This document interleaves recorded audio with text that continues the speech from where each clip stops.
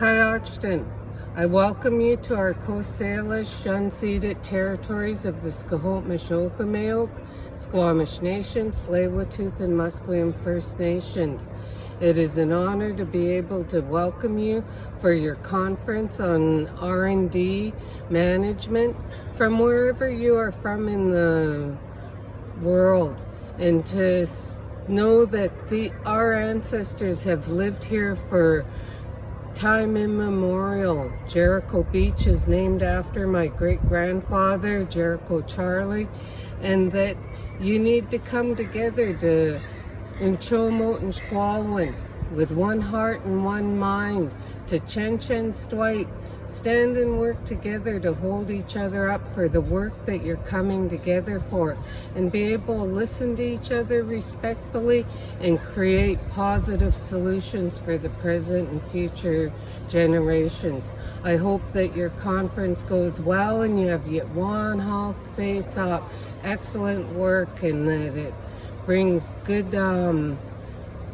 solutions for all that you do. Tamakwatsi Snachum, those are my words. Hoichachau, thank you. Also to welcome delegates from around the world to the R&D Management Symposium hosted by the Charles Chang Institute for Entrepreneurship at Simon Fraser University's Beatty School of Business. SFU is proud to convene this international gathering of thought leaders, researchers, and policymakers to explore the theme, Invention to Innovation, Creating the Conditions for Impact. This is a timely and important topic at a moment when we face rapid and intense technological, environmental, economic, and social challenges and changes around the globe. COVID-19 has been the greatest disruptor in recent memory, I'm sure I don't need to tell you, and it's prompted some unprecedented collaboration and innovation, while also creating huge hardship and exposing embedded inequalities. It's more imperative than ever that universities, as powerhouses of great ideas, discoveries, and innovations, harness our collective knowledge and expertise, not only to confront problems and seek solutions relating to recent events, but also to tackle complex global issues that transcend the current calamity, issues such as climate change, the opioid crisis, homelessness, and social inequality.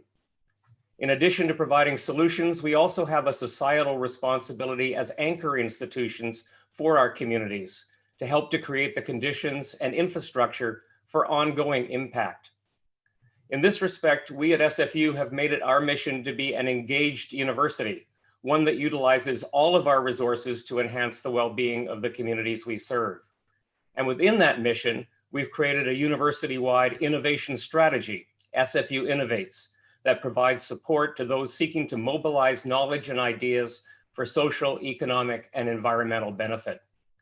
In a few short years, that strategy has already contributed more than $1.3 billion to British Columbia's economy. It's helped to launch over 400 startup businesses, and it's supported more than 80 social ventures. At the same time, SFU is working to foster an entrepreneurial mindset and interdisciplinary culture across all 8 of our faculties, thereby helping our graduates to become catalysts of change in local, national, and international ecosystems. The Charles Chang Institute for Entrepreneurship, your symposium host, is key to this work, offering a unique convening platform for interdisciplinary collaboration and program development, and for bringing our community together around local and global challenges. Clearly, we're doing something right, as SFU was ranked 19th out of 766 universities worldwide for our overall contributions to the United Nations Sustainable Development Goals in this year's Times Higher Education Impact Rankings. And we're proud that we were ranked first in the world in those rankings for our impact on sustainable cities and communities. With respect to innovation and entrepreneurship, there are a few universities ahead of us on the list, some of whom you'll hear from in the next few days. But we're no slouches at 34th for innovation and 7th for entrepreneurship in the recent World University and Real Impact ranking.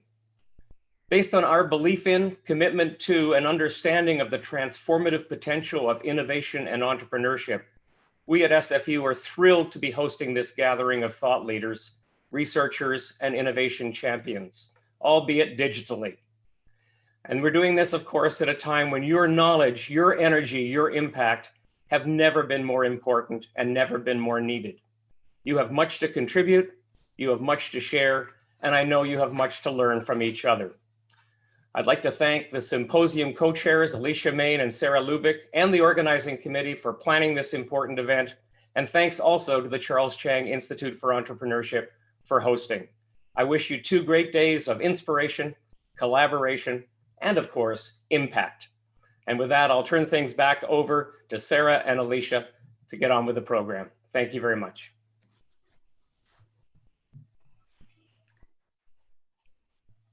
Thank you, President Petter.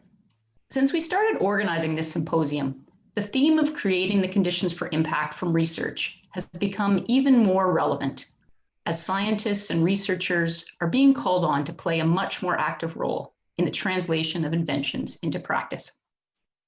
I'm thrilled and delighted to be welcoming you from all around the world to the 2020 R&D Management Symposium on the theme of Invention to Innovation, Creating the Conditions for Impact. We chose this theme for this year's symposium because through our research, teaching, and observation, we believe that there is a growing gap between the breakthrough inventions being developed in universities and the development of impactful innovation. In particular, implemented solutions to solve society's global challenges, such as President Petter mentioned earlier. Over the course of the next 2 days, we will hear research-informed presentations and discussions on the policies, strategies, and programs which can help us close that gap. First, Professor Scott Stern will talk about our regional entrepreneurial ecosystems, how to shape them around our natural strengths, and what roles universities can play in these ecosystems. We'll then break into 3 tracks to discuss research on innovation policy, firm entrepreneurial strategy, and innovation intermediaries. After a creative coffee in which everyone's camera and microphone will be turned on, and during which we hope to capture a broad range of ideas, we have a plenary session on capabilities which can better enable research-based innovation. First, Professor Einar Rasmussen will speak about capabilities that universities can develop and strengthen to enable more research-based innovation. And in that same plenary session, I'll speak about the entrepreneurial capabilities that scientists can develop to help create greater impact from their research, including through founding spin-off ventures with better chances of success. To close the day, the R&D Management editors will announce the Best Paper Awards, and my co-chair, Dr. Sarah Lubick, and the track chairs will summarize the key learnings of the first day. Tomorrow, we have another great lineup of speakers, including plenary sessions with Professor Ashish Arora on the changing role of corporate research labs in universities, and later on, some exemplar innovation intermediary programs. One of the fundamental reasons to develop the conditions for impact is to develop the conditions for resilience and adaptability. This symposium certainly embodies that. From a 3-day physical event in Vancouver to a digital gathering of experts in nearly every time zone in the world. To those who are joining us late at night and early in the morning, both apologies and kudos.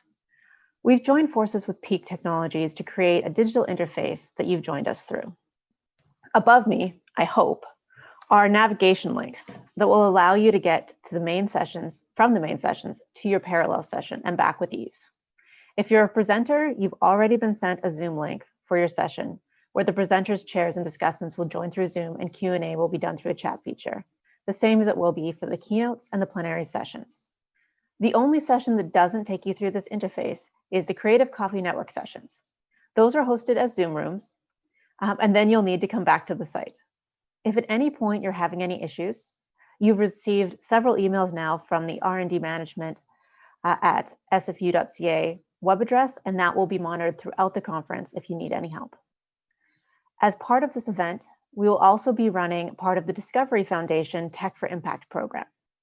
The Chang Institute is a proud agent of the Discovery Foundation, running programming that helps shape the next generation of tech entrepreneurs in BC.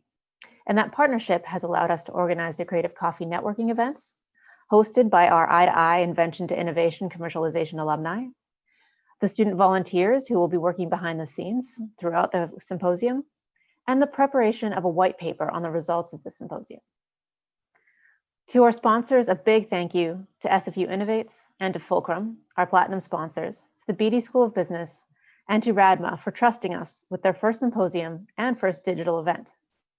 Speaking of RADMA, it's my pleasure to introduce you to Leticia Mortera, who will give the RADMA welcome and close off this session. And then I'll see you again shortly to introduce our first keynote. Thank you, Sarah. Thank you, Alicia. Hello, everybody. On behalf of the R&D Management Conference Office and RADMA, the R&D Management Association, I want to thank you all the team in Vancouver for hosting this R&D Management Symposium and for rising to the challenges that this year has faced us with. I'm very excited to greet you all at the start of a very intense 2 days when we will explore how to support the translation of invention into impactful innovation. This symposium is an example of events that the R&D Management Conference Office I represent supports. I encourage you to explore our website, which you can do by following the QR code in the background behind myself. If you go to the website, you will learn more about what RADMA through the R&D Management Conference Office aims to do and how they can support you should you wish to run an event. We provide background, tools, and we'll try and insert some of our expertise to those who are interested in hosting an event. We are looking to plan events that are meaningful and help the community, just like this one today and tomorrow. In general, there are 2 types of events we run. The one that is most famous and traditionally have been running for a long time is the R&D Management Conference. This is a yearly event that runs every year, typically in July, and covers themes of R&D and innovation management, the most recent trends in the field. We are very proud to have a long tradition, and this year we are actually celebrating our 40th anniversary. And I invite everybody next year to Glasgow, where our colleagues from the University of Strathclyde will host us for the event in 2021. The second type of event is events like this one, like the symposium. It's an ad hoc event around a very, very cutting edge theme. And the aim of workshops like this one is to do what we are aiming to do these days, to talk about something important for everybody in the room, but also to allow people that sometimes don't have otherwise the chance to meet to come together under the umbrella of the R&D Management Conference and to cross-pollinate across discipline and geographical boundaries. So we have very much to cover in these 2 exciting days, and I don't want to take any much of your precious time. So I pass the microphone back to Sarah for the introduction of the keynote speaker. Thank you very much, and do get in touch. Have a good time, as I will do for sure. Thank you so much, Leticia. It is a pleasure to introduce our first keynote of the day. Scott Stern is the David Sarnoff Professor of Management at MIT, has made significant contributions to academia, industry, strategy, cluster formation research, as well as practice. His work on IP strategy has been seminal to many researchers here today, and his work on regional innovation capabilities has impacted clusters around the world. On a personal note, Scott, every Eye-to-Eye commercialization program alumni here also knows your name, as your strategy compass has been, and the challenge to consider what their strategy would look like, not only as the obvious disruptive innovation, but as a collaborative, knowledge-based or ecosystem-shaping strategy, has been a challenge they've all risen to. So today, Scott will be presenting his work on accelerating regional capabilities through the MIT REAP program. Scott, we look forward to what you have to say. Great, thank you so very much. And if the team can make my presentation available, is that okay?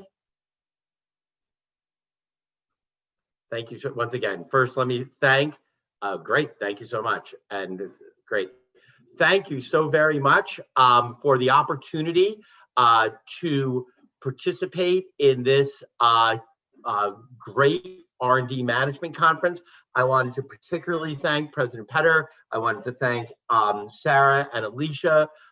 Their great work and initiative and the work they're doing at SFU is, I just think, really kind of cutting edge and a global leader in this area. And I also wanted to thank Leticia for both the leadership of R&D management and more generally, this quick adaptability to get this particular program online. So thank you so very much. So what am I going to talk to you? And let me just figure out how to exactly do this. Hold on. Okay, there we go. All right. Today, what I'm going to do is talk to you. This is not going to be a traditional research talk, and it's not going to be a talk just about experience in a kind of disconnected fashion. It's really an emerging set of lessons about accelerating entrepreneurial ecosystems that we've been able to develop through a program that I co-founded along with Fiona Murray, the MIT Regional Entrepreneurship Acceleration Program. And I think that that is, as I'll talk about that work, I think that we will be able to both talk about kind of the research that comes from that, as well as the opportunity for translating our cutting edge research across the entire community of people thinking about entrepreneurial ecosystems into policy, practice, and scaling. So let me get started. Oops, hold on. So what problem are we trying to solve? This is a picture of the Santa Clara Valley in the 1920s. And if you, you can see it, it's beautiful. And if you look very carefully, about a mile to the right of this photo is the new Apple headquarters. Over a period of time, the area in the south of San Francisco, and now probably including San Francisco, came to be defined as probably the strongest, most sustained, robust, innovation-driven entrepreneurial cluster in the world. And there's no doubt that both entrepreneurs, innovators, policymakers, businesses, and universities each see that and they say, we'd like to be the next Silicon Valley. This is my colleague across the river at the Harvard Business School, Josh Lerner. Many of you are familiar with him. He undertook a study of such initiatives about a decade ago, and he wrote his book, The Boulevard of Broken Dreams. And essentially, what Josh did is he undertook a really kind of fairly systematic study of different efforts to initiate and accelerate innovation-driven entrepreneurial ecosystems, particularly through financing mechanisms. And he came to two very striking conclusions. The first is that most of these programs, particularly in advanced countries, were well-intentioned. Both the people who participated in them, the policymakers, the businesses, the entrepreneurs, they were trying to move their systems forward. But the track record of success was very poor. There were some that had succeeded, but more often than not, these efforts fizzle after an initial wave of enthusiasm. When I read, and Fiona and I read Josh's book, and we're starting to work with certain types of entrepreneurial ecosystems, both of us felt that there was an opportunity to actually really get to the root cause of where that failure came from, understand the possibility, and take a more systematic approach to how we can actually try to design these kinds of programs to actually succeed. And that effort became the MIT Regional Entrepreneurship Acceleration Program. We are fortunate at this point. We have a wide variety of both faculty colleagues, both from more academic side as well as practice, a great team headed up by Travis Hunter within global programs within MIT Sloan, and as well a wide variety of really great people, as well as the broad array around MIT that have contributed to this effort. And over the past decade, and I know some of you come from some of these regions, we've been able to now engage in a two-year cohort-based program with more than 50 regions around the world.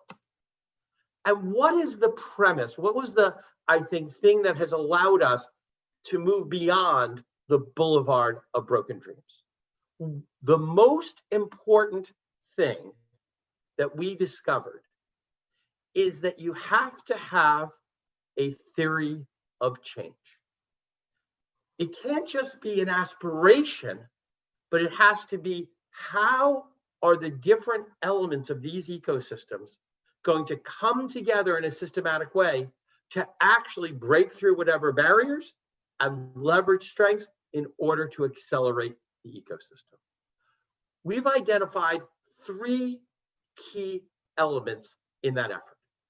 First, the role of stakeholders. We already heard from Letitia, from Sarah, from President Petter. In each of those cases, there was a discussion about not just the university or the society or a particular teaching initiative, but bringing together stakeholders across different groups in order to leverage their common strengths and common interests, and also figure out how to move things forward. Let me just kind of put a little bit of an eye on that before we get to the other 2, is if I had to pick what often goes on in efforts to accelerate entrepreneurial ecosystems, is that what we have is lots of actors trying to make change without recognizing the fundamental truth that no one is in charge of entrepreneurship. No one is in charge of innovation. Different stakeholders each get to play a role, and in many cases, in some sense, can have a veto, but no one is in charge. And stakeholder-led management really is a challenge because it requires moving beyond the traditional boundary to working and collaborating with groups that might have different interests, that you might be in an adversarial relationship in other contexts of work. And what that requires is coming together around this group of shared interests. We identify 5 key stakeholders to come together within an entrepreneurship acceleration effort. They're government, university, corporates, risk capital, make sure that there's money on the table, and perhaps most importantly, the role of those entrepreneurs. Just to give you a sense of that, of how difficult it is for these highly leveraged players to move beyond traditional boundaries. We were working with the Tokyo University of Science, Tokyo Entrepreneurship and Innovation Center. We had one of our cohort meetings in Tokyo. And at that meeting, as that project had developed, and it turned out that one way to organize that was to bring together the different entrepreneurship programs and initiatives and innovation programs of the 5 leading Tokyo universities in Tokyo. And we realized at the reception for this event that this was the first time that those 5 presidents of those universities had ever been in the same room together. In other words, there is that we usually live within organizations that have lots of structure, and that we only have limited interaction, meaningful interaction with players and stakeholders outside of that structure. Of course, just bringing stakeholders together is not enough. Very often, we'll get together for a big meeting and everyone will go around and everyone will give their pitch and describe what they're doing great. But interestingly, very often that discussion, people can't even agree on definitions. What does it mean to be an innovative region? What is entrepreneurship? Are we talking about small business or are we talking about growth businesses? So the second element is developing shared understanding through systems level approach. In other words, what is the as-is state of the system? What are our strengths? What are our weaknesses? What's our comparative advantage? I'll talk more about that as we go. And then finally, the third element is, of course, you could have all the stakeholders together. They could understand the system and the potential, but without action, nothing happens. And so the third S within our 3S model is strategy. prioritized initiatives that can unlock the potential for innovation-driven entrepreneurship within a given entrepreneurial ecosystem. What I want to do is I want to talk a little bit more about the system element first now, and then I'll turn to some of those strategies and particularly look at some of the regional initiatives that we've worked with. And for this particular audience, talk a little bit about our work, particularly in Nova Scotia. So one of the kind of first order pieces that we try to work with in this program is trying to talk with people in a clear way about the difference between support and infrastructure for small and medium-sized enterprises, SMEs, versus innovation-driven enterprises. For those of you from more academic background, you'll recognize this as the difference between small versus young. And in the world of young, we're thinking of young, high potential growth entrepreneurs.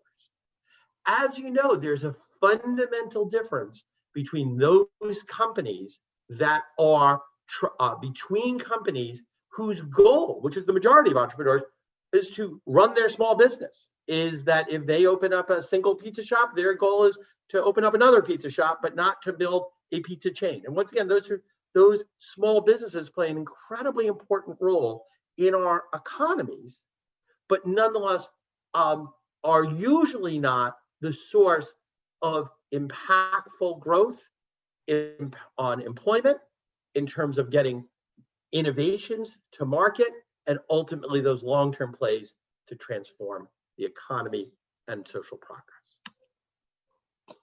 So we know this is true, this difference. We know these ideas are sort of important, but where do they come from? What we've done is, and once again, many of you will recognize pieces of this, but try to bring together our best understanding of the different elements that make up the inputs to the IDE, the innovation-driven entrepreneurial ecosystem.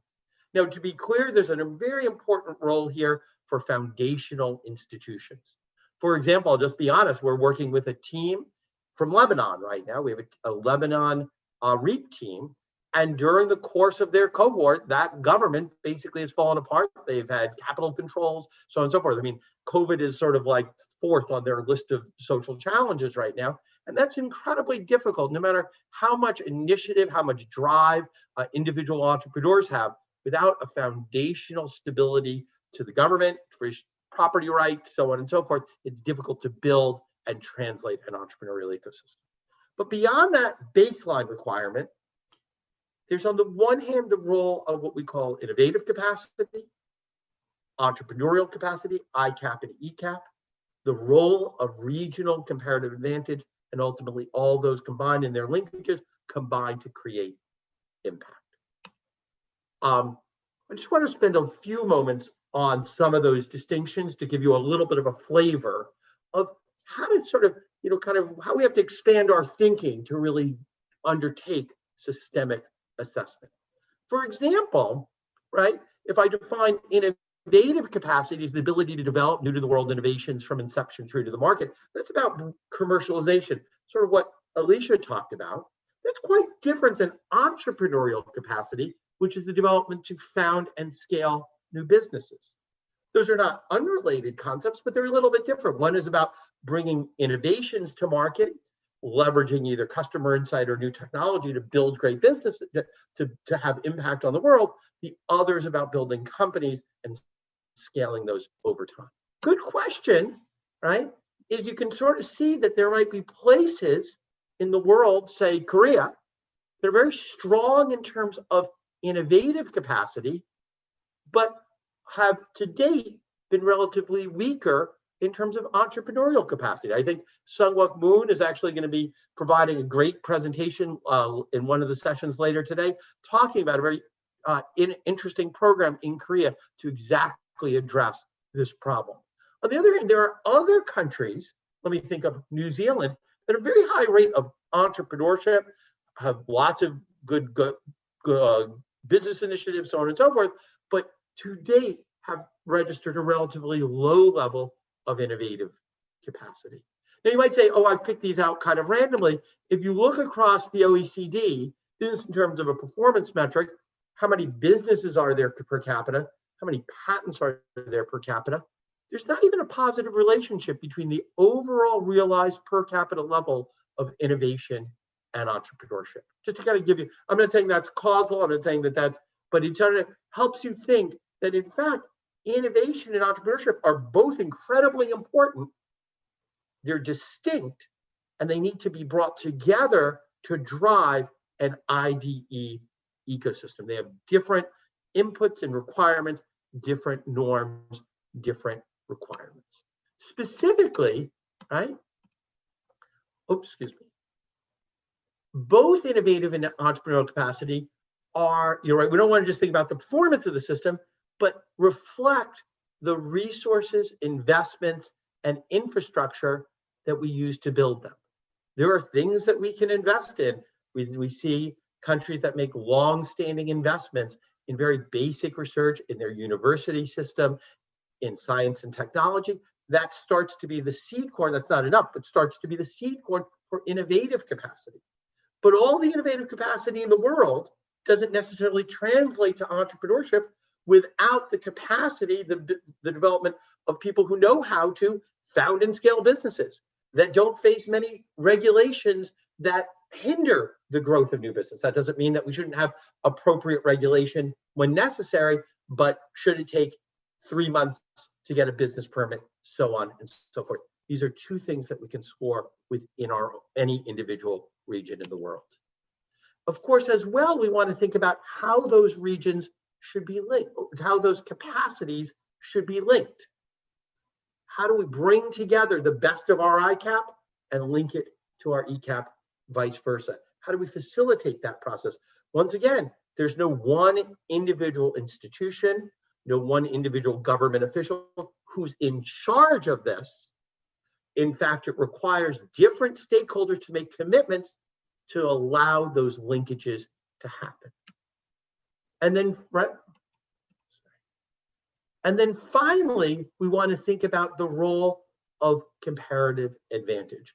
Along with Mercedes Delgado and Mike Porter, I've been fortunate to work on a body of research over the last decade and a half that builds on something that I know a lot of you here are familiar with and agree with, but really is a useful clarifying focus for place-based entrepreneurship policy, which is that every region has a comparative advantage.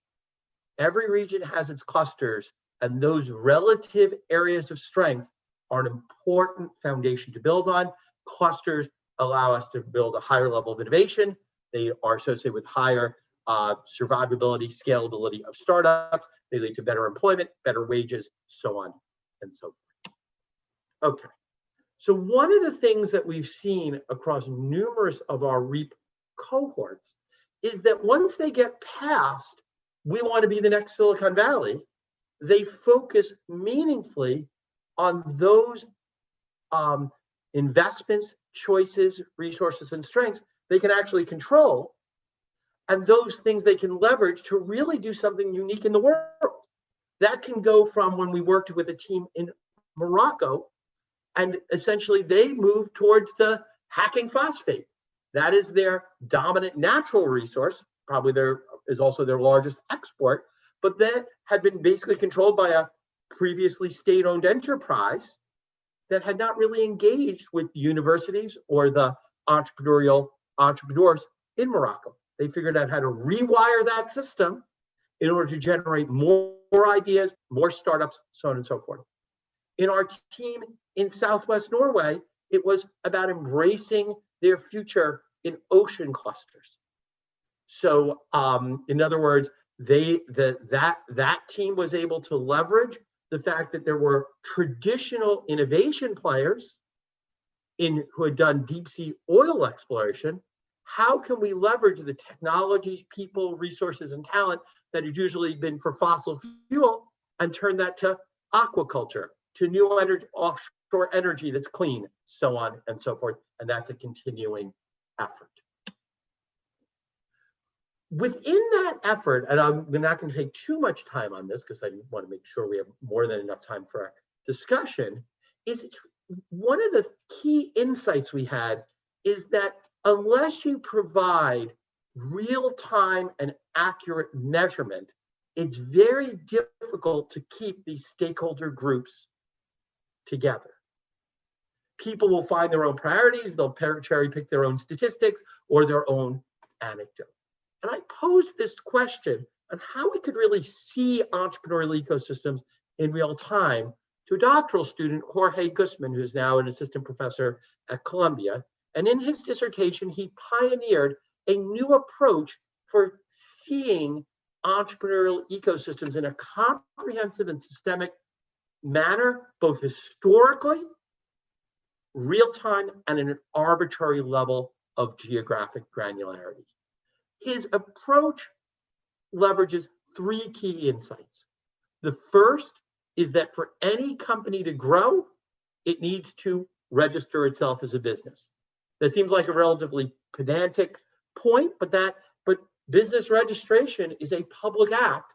And so from many jurisdictions, both in the US and around the world, we've been able to gather ourselves or with collaborators, new data sources about just the record of business registrations.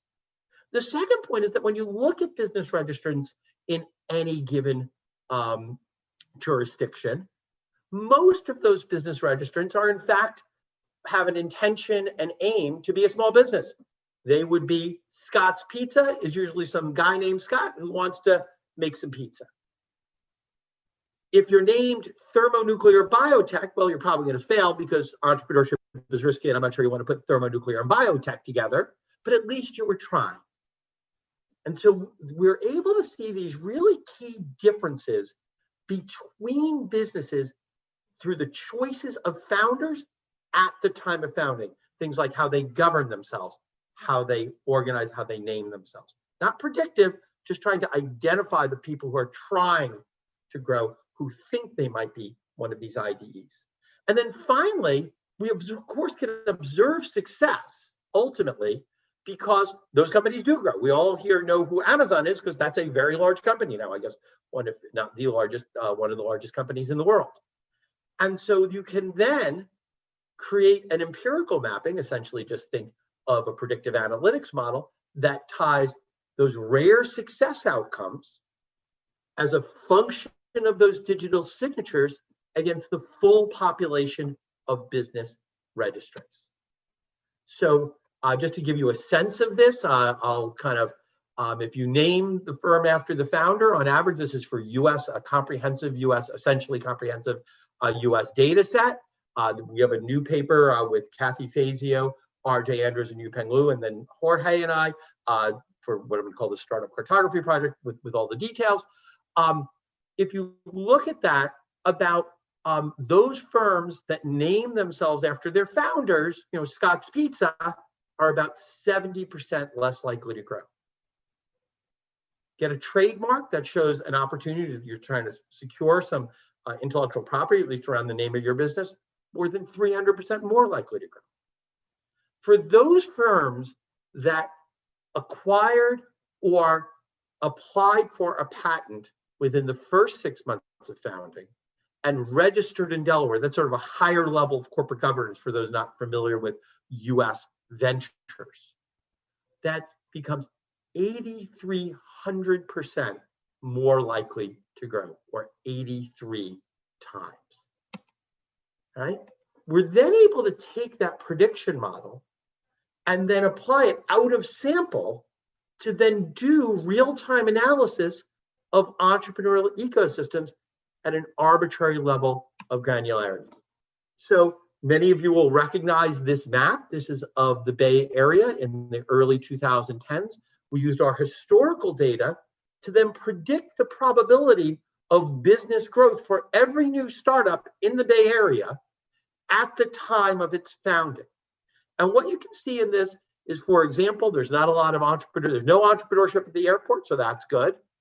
You can see the area just around Stanford, that's kind of to the bottom left, where there's that kind of wall of orange dots. So here, the size of those circles is the number of new businesses. The color, as it gets Darker, that means much more likely to grow.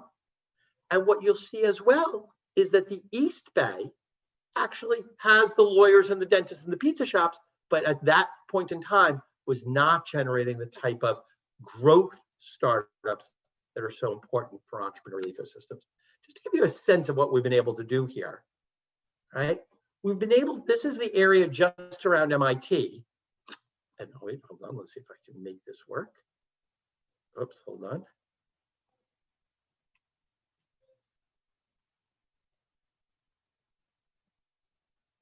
Oh, you know, it's true. Hold on.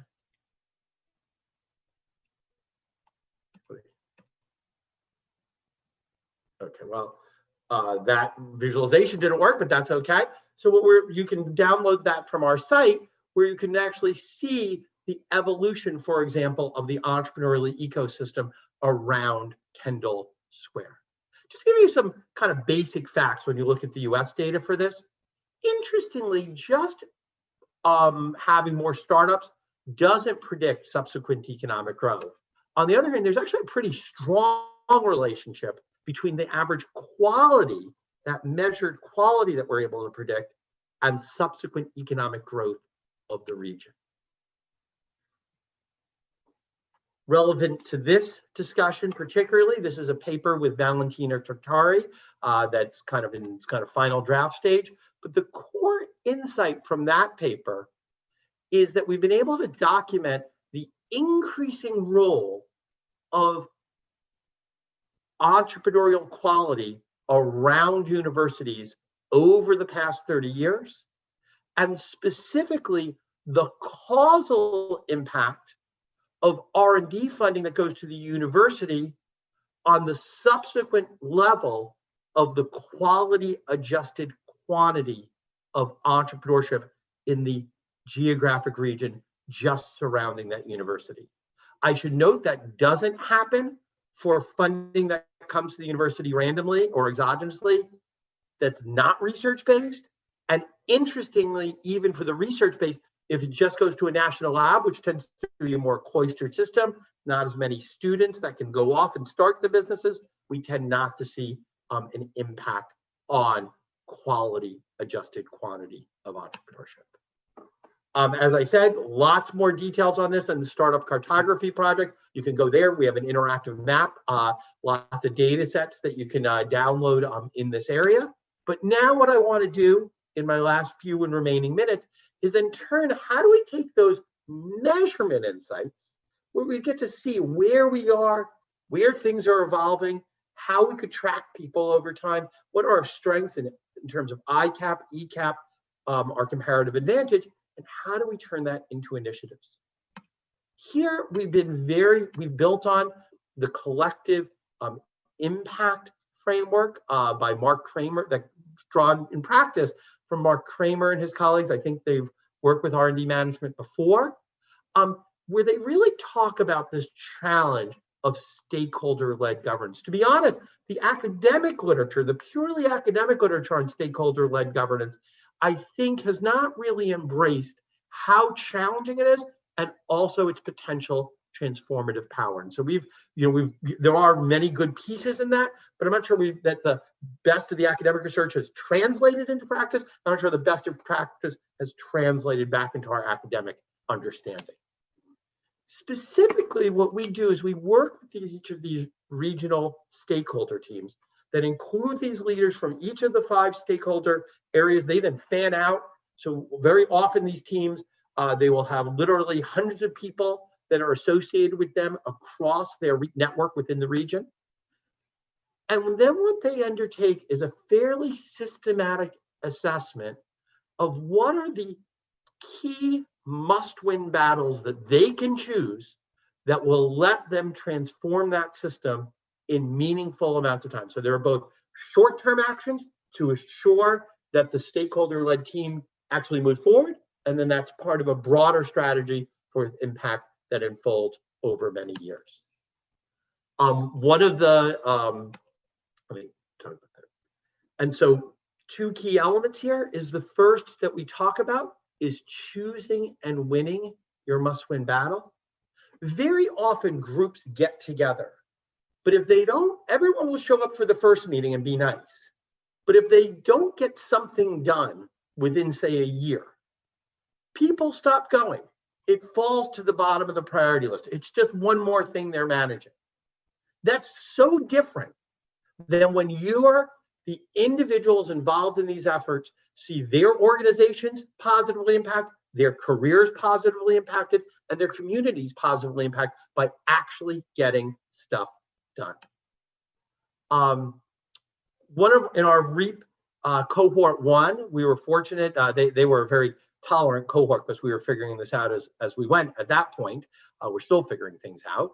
But it was so interesting.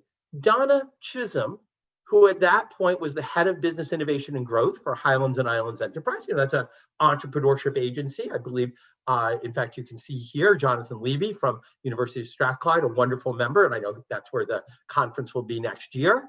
But Donna looked at me at a dinner one night, very early in this process, and she said, we have a budget. We're gonna spend money on entrepreneurship promotion in the region. I just wanna make sure I'm spending our money on the right things. That led, among other things, for her team, this stakeholder team, to actually talk with entrepreneurs. And that feedback from the entrepreneurs about the practical challenges they faced. Some of them were very simple, business registration, so on and so forth. Some of them were more subtle. They needed entrepreneurial education. They needed to figure out how to form and grow teams. Allowed for a reshaping of her policy priorities, shifting that a little bit away from government oversight towards government partnership, and then very much a impactful follow-on from that over time. They've written that up, and we'll talk about that process in a clear way. But interestingly, is the EU, which undertakes kind of fairly systematic assessments of its various regions, has recorded a meaningful jump in the ranking of Scotland, highlighting in particular some of the programs that were initiated by this team in conjunction with their REAP experience, as well as other things. In other words, REAP is not the be-all, end-all, but it is part of a process that moves people forward. We've been fortunate to work with tons of other regions around the world, ranging from sort of hotspots that you've heard of, whether or not that's London or Singapore, to really regions that have very important challenges. Yakutia in the middle of Siberia, okay? If you ever want to think about, whatever challenge you think you face, in Yakutia, that challenge is even bigger. I want to take 2 seconds, and then I'll sort of wrap up. Within cohort 4, we were able to work with a team from Nova Scotia, and that was aligned with the time when Canadian federal policy or Canadian national policy was about really starting to invest in superclusters. And I remember this team came together and said, this is what we should do. We should organize, even though we're all the way in Nova Scotia, which is not the most advanced region in Canada, isn't where all the traditional tech has been, hasn't been where all the venture capital has been. We need to go after this. And this isn't just starting an accelerator. This is a comprehensive program for the Atlantic region. So that also includes Nova Scotia, Newfoundland, and the islands, and so on, and so in St. John's and other areas, and also allows that program to move forward. That ultimately allowed them to create what they call onside. And one of the interesting exercises, I just want to leave you on that, is that what we often see, and where I think this work is going, is the mapping of how different stakeholder-led organizations play different roles in the same entrepreneurial ecosystem. So for example, this just came from Nova Scotia, where you see on the one hand, things like Creative Destruction Lab that initially started at the University of Toronto has been now spread across a number of regions in Canada, which I think including BC, that really is a focused program for science-driven entrepreneurs around a particular problem sector, ocean tech, AI, whatever you would want. There are other more traditional entrepreneurial accelerators like Volta. There are very place-based policies like the Innovation District, but then there are broader stakeholder engagement, broader mission organizations such as that which wrap the on-site effort around Canada's ocean superclusters. And the question is, how do those organizations relate? Are those relationships functional? And ultimately, are they sharing similar priorities while each swimming in their own swim lane so that they can do the good work that they can do in an accountable way? Just to be clear, what was the end of this? Is each of these acceleration strategies ultimately resulted from systematic stakeholder engagement. But for those of you who have come from a more academic background, where are stakeholders in our model? What's our theory of when stakeholder governance works or doesn't? And from a practice-based model, how do we ensure that when we undertake the effort to bring stakeholders together, that they're not just talking, but they're ultimately gaining shared understanding, they're using that then to catalyze meaningful action and accountable change. Ultimately, the REAP theory of change is grounded in these three intersecting elements: stakeholder system strategy. Different parts of the literature, different parts of practice have talked about each of those individually, but unless they're brought together, each cared to, each given its equal and due importance, we are then fated for the boulevard of broken dreams. But with this theory of change, you can see real action on the ground that can transform entrepreneurial ecosystems for both economic prosperity, shared prosperity, and social progress, and ultimately the invention to impact that Alicia, Sarah, and the team have are striving towards. Thanks. Looking forward to a broader discussion. And once again, thank you for the opportunity to participate in this virtual symposium. Thank you so much, Scott. That was fantastic. I am feeling like I'm back in grad school again. I've taken so many notes. So to start off with, you talked about policymakers and talked about understanding cluster formation, but you also talked about relevant strategies particular to that region. Yep. Beyond that, what would be some recommendations you have for policymakers who are interested in accelerating initiatives in regional entrepreneurship? So the first is that if I'm a policy, and I tell this to every policymaker, there are sort of like a few key pieces, and I skipped over that last slide with the do's and the don'ts, but I'll make this presentation, of course, available to anyone. First, there's no one in charge of entrepreneurship. Let me be clear, there are many domains of activity where somebody's in charge, right? Each of us at a university, our universities in roughly this whole COVID situation are getting to chart our own path, closed or open, online or not, or whatever the heck we might be doing. I'm not sure we're doing it right, but we at least are in charge of our own destiny. Do you see what I'm saying? Yeah. Healthcare systems, very often, there's some accountability. This is an area where you're putting in place significant infrastructure, significant financial resource, and you're going to see the benefit far in the future, and it's going to be through other people, the choices and behaviors of entrepreneurs, of innovators, of universities, so on and so forth. So committing yourself in advance to a governance model that makes you comfortable with that is number one. The second, and I say this all the time, is there is a very important policy portfolio that we need for our small and medium-sized businesses, particularly coming out of COVID. We're going to need, Main Street is going to need a bailout too. We're going to need to encourage a new Main Street for all those businesses that are closing. But a one-size-fits-all portfolio for both the growth businesses and the SMEs, I think, is misguided. In fact, I'd say more money is wasted in the world on asking too much from our SMEs and not giving enough support or the right support for our IDEs. And I will say, as you go further down, deeper into the tech stack, into the innovation, real deep innovation, the more this problem occurs. One program that I just absolutely love is Elon Gerd, who really pioneered Cyclotron Road. That's now a program called Activate, a satellite of it is Activate around MIT. And when you look at what they're doing at Activate, these are not small businesses. Some of those businesses are going to transform the world. I was mentioning earlier, if we get fusion, that's a big deal. That's a very different need case than trying to support even a software startup, and certainly different use case. Supporting, for example, the very important work of a local restaurant group or encouraging services. Third plank is accountability. In the world of stakeholder-led governance, policymakers cannot navigate the political constraints that they face, the inevitable changes in government, the inevitable changes in the team, without some measurement framework keeping you on track. And there are people who resist that. But without measurement, you really fail to understand what change looks like.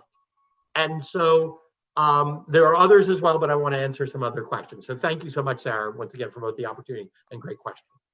Thank you so much. I have a million of my own, but I will respectfully take ones from the audience. So the distinction between ECAP and ICAP looks very useful to understand some low impact ecosystems as we'd find in Brazil and other developing countries. So could you give an example of some of either the projects or the big wins that have been used to initiate that kind of activity in some of those ecosystems where they may be feeling they lack on both? Yeah, so one is to recognize where your relative strengths and the weaknesses are. And it's very interesting. Very often the places that register extremely high on innovation actually lack some on the ECAP or vice versa. And of course, there are places that have some challenges in both areas. So let me give you at least 2 or 3 kind of quick examples. So Singapore, which I think is a very direct example we had in this area. They had made Singapore's made a tremendous investment in innovation in the past 30 years. But interestingly, the level of entrepreneurship, the rules around entrepreneurship, encouraging entrepreneurship were much less reduced in the policy frame. I was going to say Steve Rogers, but that's Captain America. It might be either way. Steve, I'm forgetting his last name, who was at that time heading up something called SG. This is kind of the ministry that was around information technology and built environment, who was the champion of our Singapore REAP team, brought together a whole bunch of stakeholders, and they really shifted towards the number of those programs that you've seen. The easy to get visa for those entrepreneurs, allowing rather than doing national service in the military, going for entrepreneurs. And once again, not all those were directly, they were sitting in our REAP rooms and then they did this. It was, but I think that thinking helped infuse that effort, and that ultimately allowed them to create a new kind of public-private partnership around actually a venture capital fund that is about building that Singapore IT entrepreneurial ecosystem. Another one is in Southwest Norway. Some of you will know Torger Rev, the long-term dean of BI. He was the champion of that team. There they had a lot of innovative capacity, but they really were weak on their growth startups. They were able to convene a continuing program of getting those teams together. Some of them are not the university crowd. Some are people who are leaving the oil companies and so on and so forth, and shifting towards more sustainable technologies. Once again, mining that deep ocean tech. So it was that collision between the ocean tech piece and the entrepreneurship piece, even though there was in that case strength in innovative capacity. On the other side, and then I'll give you just one last one that I think really certainly has influenced my own thinking, is just to go back to Nova Scotia, where they looked at their own resources, and they initially came in, I'll be very honest, where there was some disagreement in the team, well, we're not really hitting it on the entrepreneurship, and certainly even relative to the rest of Canada, we're not hitting it on the innovation. And all of a sudden they found all these pockets of strength. Some of them very traditionally in Halifax, some of them were quite distant. And that allowed, for example, them to carve out a very productive partnership between very narrow but important initiatives like CDL and the broader system, rather than becoming an elitist thing that only a few people get invited, much more inclusive source of growth. So those are just, I could go on and a few others, but there you go. Well, I think those examples are so helpful to people here because I don't think there's anyone here who has not been involved in an innovation project where they didn't have stakeholders fall to the wayside eventually. Yep. So yeah, and some of that is, and I didn't get to talk about that. We have a wonderful member of our team, Phil Button. He actually has a diplomatic background. That, like, he has a PhD in history, but his work was in the British Foreign Service. And he does these, just planning for the inevitable transitions, planning for inevitable conflicts, having some safe spaces for that is incredibly powerful for not, oh, that happened and we can't do anything, but instead that happened and we have a plan for it. And what we've been seeing with our teams in our current cohorts through COVID is many of those REAP teams were exactly what was needed to actually fix the problem. We have a team in Guayaquil in Ecuador who repurposed some of you might remember Guayaquil was a source of a tremendous COVID outbreak. Well, the head of EPOC, which was sort of the ministry for kind of economy and tourism and so on and so forth there, of the city, repurposed that to basically become a platform for food security because the city was breaking down. And so once again, these are highly leveraged individuals. They can get things done. But I found that just an incredibly inspiring story about how you use stakeholders to solve problems in the real world and in ways that, once again, I think is not well represented in our academic discourse. that also seems to speak to a certain amount of these kind of clusters as resiliency. For you're nodding along, so I think you know where I'm going with this. But is this these kind of clusters? How do we make sure they can help us with those kind of challenges we started talking about? Well, I'll say it in the following way. Resiliency is a big topic. You know what I'm saying? So one, I think, and you said that right at the beginning, is that resiliency is adaptability. I like the word adaptability better because I know exactly what that means. And I think that the ability to kind of cover things, resilience, I think, means very different things to means different things to different people. But it's an important concept, and I do think that the future of stakeholder governance, or one of the benefits of stakeholder governance, will ultimately be that these regions are more resilient to the shocks that ultimately buffet them. Whether or not those are political, whether or not those are external economic or internal economic. I will say that it's a challenging area because it's also true that when bad things happen, people scurry back to their home institute. The first project you have to do is make sure that there are classes being, if you're the university stakeholder and you're the provost or deputy provost, you go back to focusing on what's happening at the university. It's hard to commit to that other activity.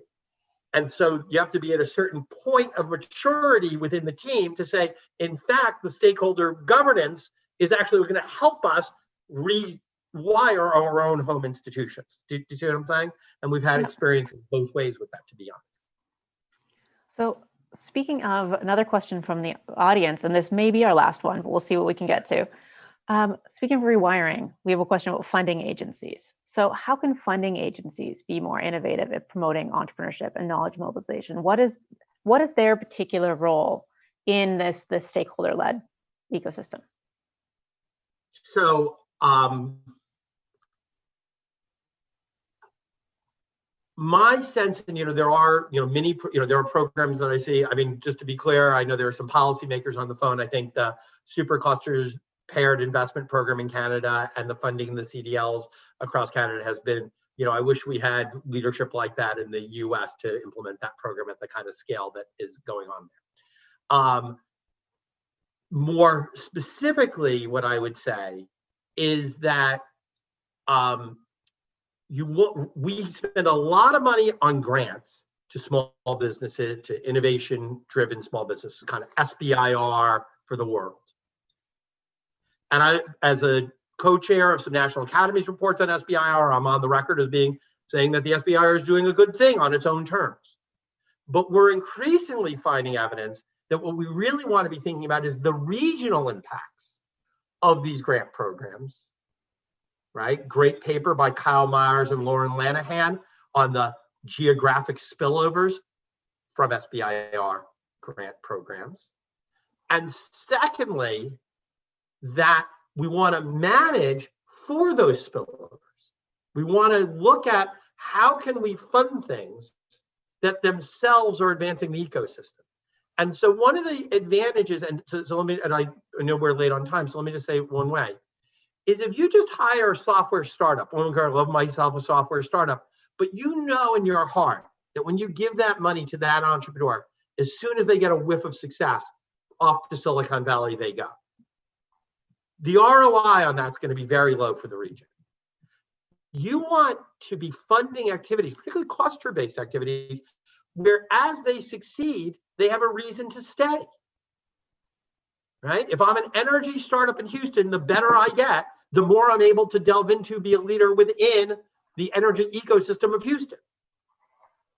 And so that, I think, flips the trigger in terms of the policy playbook. This has been such an exciting talk, Scott, and I've seen a bunch of new questions come in, but I'm afraid we're now at the end of our session. So you want one more thing to say? Oh, no. Anyone email me, go to our sites, reapmit.mit.edu or startupcartography.com. And I'm going to try to stay around for some fraction of today. So hopefully we'll kind of get some interaction. That's fantastic. I will keep all of those questions because I would like the answers to them too, and I would like to see them go into the white paper. This has been such a fantastic conversation and such a great way to start today. Thank you so much, Scott. Thank you so much, and thank you to all the participants, and thank you to Sarah for your great leadership here and great questions. Thank you so much.